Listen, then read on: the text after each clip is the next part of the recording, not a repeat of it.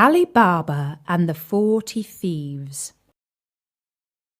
In a town in Persia, there lived two brothers, one named Qasim, the other Alibaba. Qasim was married to a rich wife and lived in luxury, while Alibaba had to maintain his wife and children by cutting wood in a neighbouring forest and selling it in the town. One day, when Alibaba was in the forest, he saw a troop of men on horseback coming toward him in a cloud of dust.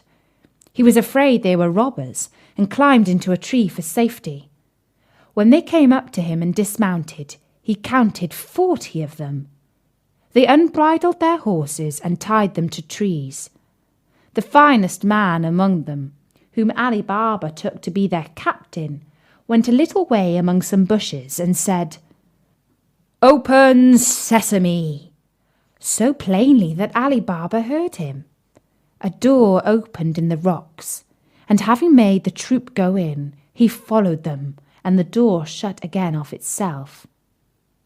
They stayed inside some time, and Alibaba, fearing they might come out and catch him, was forced to sit patiently in the tree. At last the door opened again, and the 40 thieves came out. As the captain went in last, he came out first and made them all pass by him. He then closed the door, saying, "Shut, sesame!"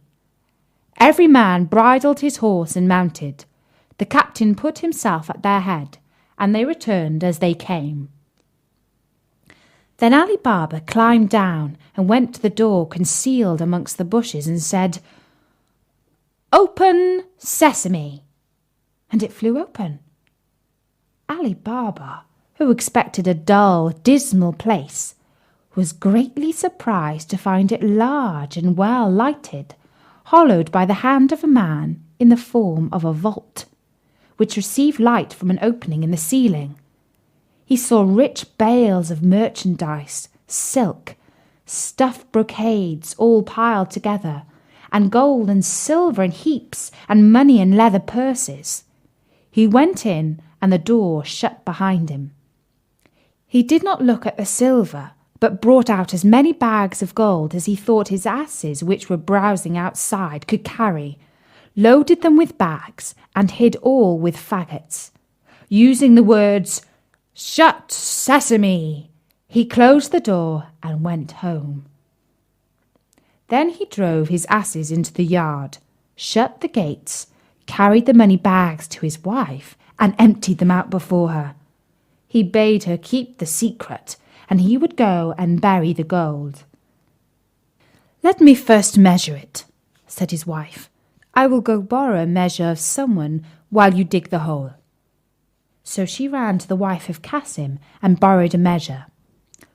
Knowing Alibaba's poverty, the sister was curious to find out what sort of grain his wife wished to measure, and artfully put some toffee at the bottom of the measure.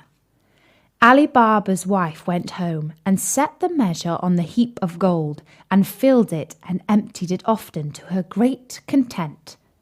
She then carried it back to her sister without noticing that a piece of gold was sticking to it, which Qasim's wife noticed directly as soon as her back was turned.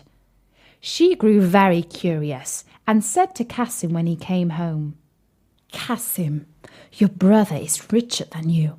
He does not count his money, he measures it." He begged her to explain this riddle, which she did by showing him the piece of money and telling him where she found it.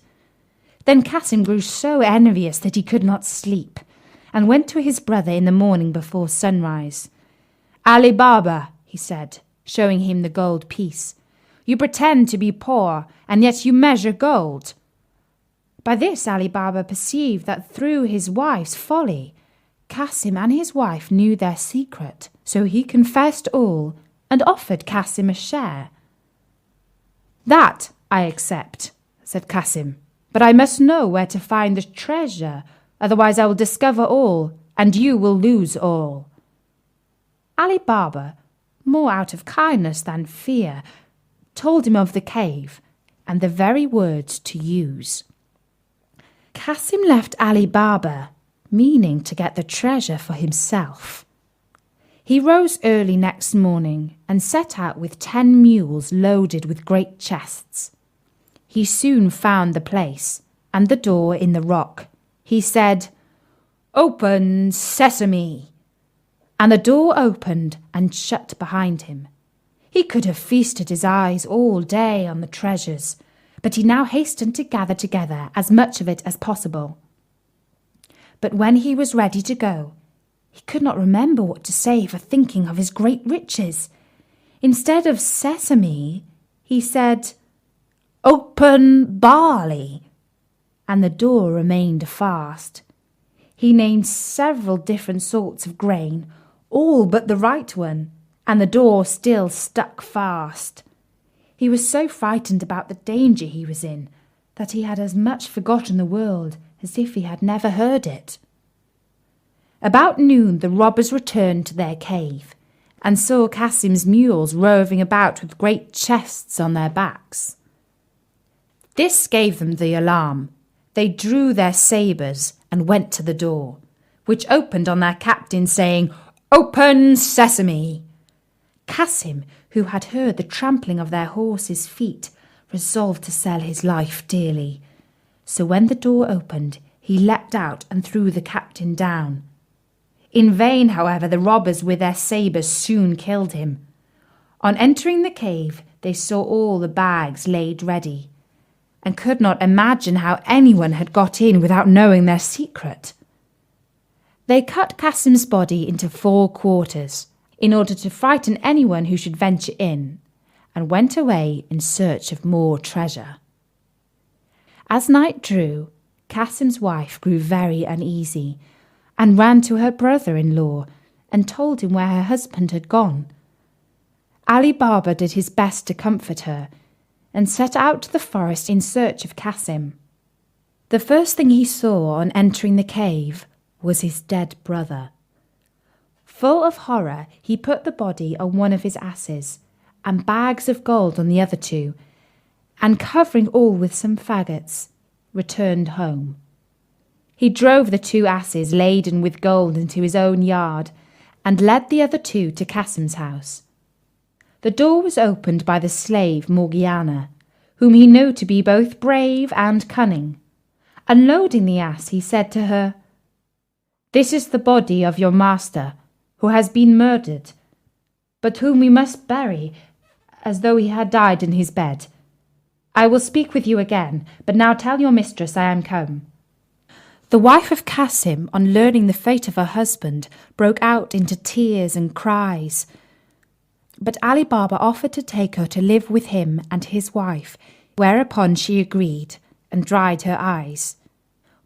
Morgiana, meanwhile, sought a doctor and asked him for some lozenges. "My poor master," she said, "can neither speak nor eat." She carried home the lozenges and returned next day weeping, and asked for an essence only given to those just about to die. Thus in the evening no one was surprised to hear the wretched shrieks and cries of Cassim's wife and Morgiana, telling everyone that Cassim was dead. The next day, after Morgiana went to an old cobbler near the gates of the town, who opened his stall early, put a piece of gold in his hand, and bade him follow her with his needle and thread. Having bound his eyes with the handkerchief, she took him to the room where the body lay, pulled off the bandage, and bade him sew the quarters together, after which she covered his eyes again and led him home. Then they buried Cassim, and Morgiana, his slave, followed him to the grave, weeping and tearing her hair, while Cassim's wife stayed at home, uttering lamentable cries. Next day she went to live with Alibaba, who gave Cassim's shop to his eldest son. The 40 thieves, on their return to the cave, were much astonished to find Cassim's body gone and some of their money bags. "We are certainly discovered," said the captain, "and shall be undone if we cannot find out who it is that knows our secret.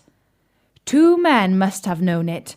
We have killed one, we must now find the other." To this end, one of you who is bold and artful must go into the city dressed as a traveller, and discover whom we have killed, and whether men talk of the strange manner of his death. If the messenger fails, he must lose his life, lest we be betrayed." One of the thieves started up and offered to do this, and after the rest had highly commended him for his bravery, he disguised himself and happened to enter the town at daybreak, just by Baba Mustapha's stall. The thief bade him good day, saying, "Honest man, how can you possibly see to stitch at your age?" "Old as I am," replied the cobbler, "I have very good eyes, and will you believe me when I tell you that I sewed a dead body together in a place where I had less light than I have now?" The robber was overjoyed at his good fortune, and giving him a piece of gold, desired to be shown the house where he stitched up the dead body. At first Mustapha refused, saying that he had been blindfolded.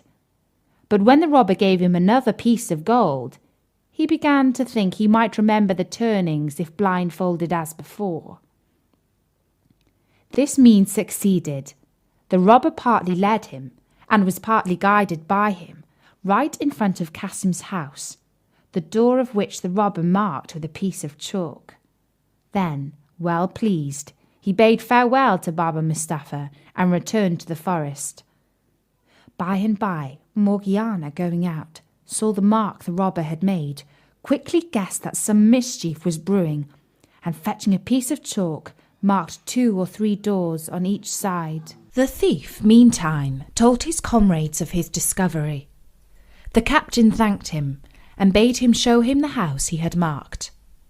But when they came to it, they saw that 5 or 6 of the houses were chalked in the same manner. The guide was so confused that he knew not what answer to make, and when they returned he was at once beheaded for having failed. Another robber was sent out, and having won over Baba Mustapha, marked the house in red chalk. But as Morgiana was again too clever for them, the second messenger was put to death also,